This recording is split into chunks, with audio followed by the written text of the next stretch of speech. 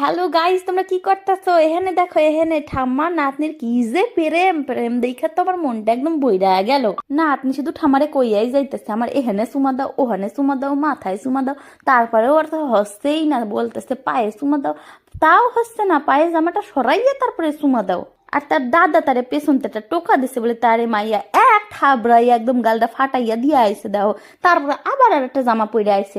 আর এগুলো কিসের জন্য জানো? সামনেই তার মামার বিয়া, তাই ট্রায়াল দিতেছে। আর এখানে আমার একটা পার্সেল চলে আইছে, সেটাই এখন ওপেনিং করব। তোমাদেরকে একটা জিনিস দেখাই। একটা পার্সেল এসেছে, আমি আসলে বাড়িতে ছিলাম না, তখন পার্সেলটা এসেছে। আমার বর্মশাই পার্সেলটা নিয়েছে, তো দেখি খুলে কি এসেছে। অনেক কিছু অর্ডার দিয়েছিলাম তো দাদার বিয়ের জন্য, তো ঠিক জানি না কি এসেছে। প্যাকেজিংটা ভালোই আছে।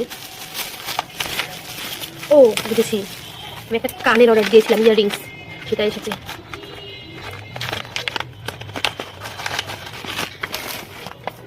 দেখো দেখাই তোমাদের, ওয়াও দারুণ এসেছে, দারুণ। বিয়ে দাদার কিন্তু জিনিসপত্র কিনতে কিনতে আমি একদম বিক্রি হয়ে যাচ্ছি। আমার বর তো বলেই যাচ্ছে আর কত জিনিস লাগবে, আর কত জিনিস লাগবে, মানে প্রায় প্রত্যেক দিনই একটা একটা অর্ডার আসতেই থাকে।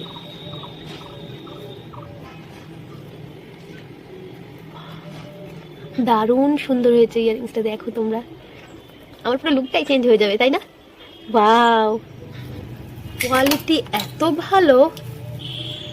এটার দাম নিয়েছিল ওই 220 বা 25 এর মধ্যেই। কানেরটা পাই আমি এতটাই পাগল হয়ে গেছি, কোন হানে পড়বো সেইটাই ভুলে গেছি, এত খুশিতে পাগল হয়ে গেছি।